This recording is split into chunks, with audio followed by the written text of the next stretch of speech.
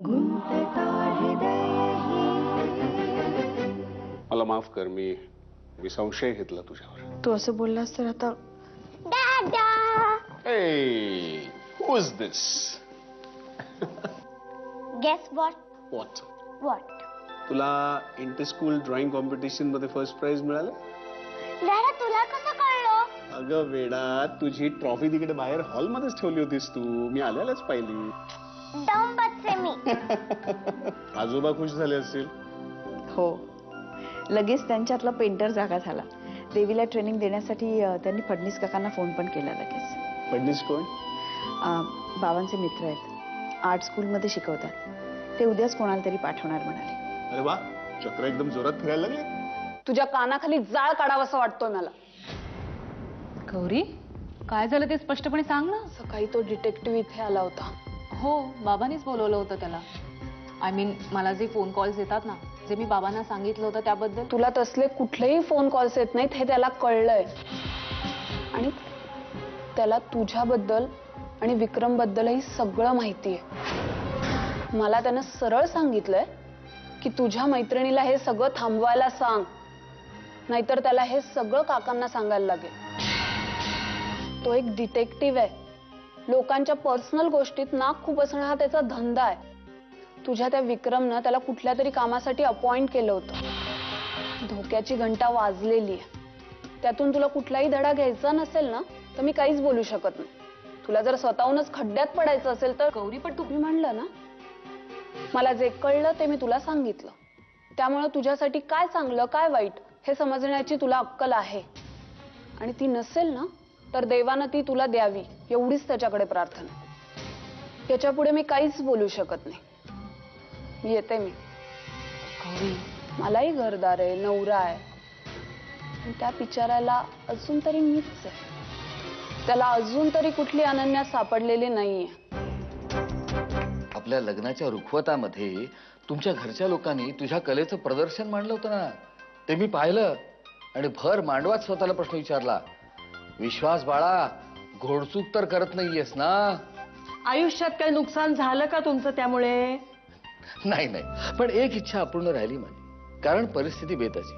ती जर इच्छा पूर्ण झाली असती ना, तर आज माझी सुद्धा 2-4 pending national gallery of modern art मध्ये लागली असती. पण मला असं वाटतं, माझी ती अपूर्ण राहिलेली इच्छा माझी नात बहुतेक पूर्ण करणार. अर्थात तिच्या आईवडिलांची परवानगी असेल तर. इनफॅक्ट ती जर पेंटर झाली, आर्टिस्ट झाली तर मला आवडेलच. आणि मला नैना म्हणाली की तुम्ही कोणाशी तरी बोललाय तिच्या ट्रेनिंगसाठी. माझे एक मित्र आहेत, फडणीस नावाचे चित्रकार आहेत, प्रख्यात. ओके. अर्थात ते काही आपल्या घरी देवीला शिकवायला नाही येऊ शकणार, पण त्यांचा एक शिष्य आहे, आनंद विजयकर नावाचा. आज संध्याकाळपासून तो देवीला शिकवायला सुरुवात करणार आहे. मी जेव्हा जेव्हा तुझ्या आयुष्यात आलोय, तुझ्याकरता फक्त टेन्शन्स आणि प्रॉब्लेम्सच घेऊन आलोय. म्हणूनच मी ठरवलंय, ही आपली शेवटची भेट. आतापर्यंत तू प्रत्येक गोष्ट स्वतःच्या मनासारखीच करत आलायस. माझं म्हणणं फक्त एवढंच आहे की सगळ्या गोष्टी तू नाही ठरवू शकत. मला या सगळ्याचा किती त्रास होतो, मी कोणाशी काय कसं किती खोटं बोलावं, माझं मला ठरवू दे. म्हणजे मी हे गिल्ट घेऊन मरायचं की माझ्यामुळे तुझ्या संसारात विष घालवलं गेलं. आणि मी हे गिल्ट घेऊन जगायचं. आता मला एक गोष्ट सांग, काल नेमकं काय झालं? विक्रम आला तेव्हा काकू त्याच्याशी एवढं खोटं कशा बोलली? तुला आठवतं का की काल आपण बोलत असताना अचानक बेल वाजली. मी म्हटलं की प्लंबर आला असेल, पण तो प्लंबर नव्हता, विक्रम होता. आई, दरवाजावर जो माणूस आहे तो नैनाचा नवरा आहे. आई तू असं कर, तू दरवाजा उघड आणि बोल त्याच्याशी.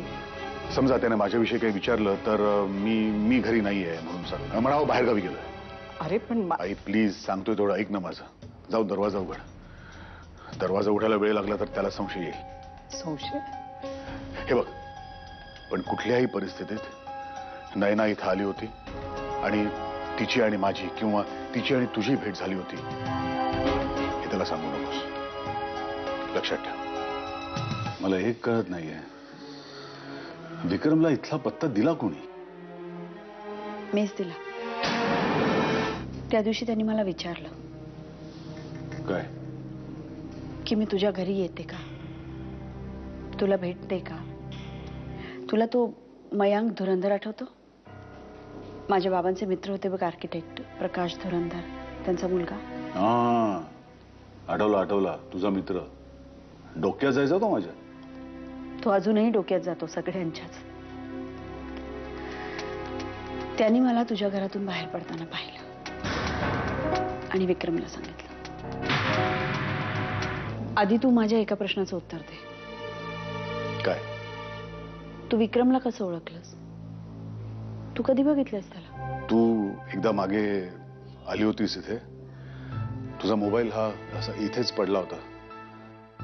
मला खात्री होती की तुझ्या मोबाईलमध्ये तुझ्या नवऱ्याचा आणि मुलीचा फोटो असणार, आणि मला तुझ्या मुलीला बघायचं होतं. म्हणून मी पटकन बघून घेतलं.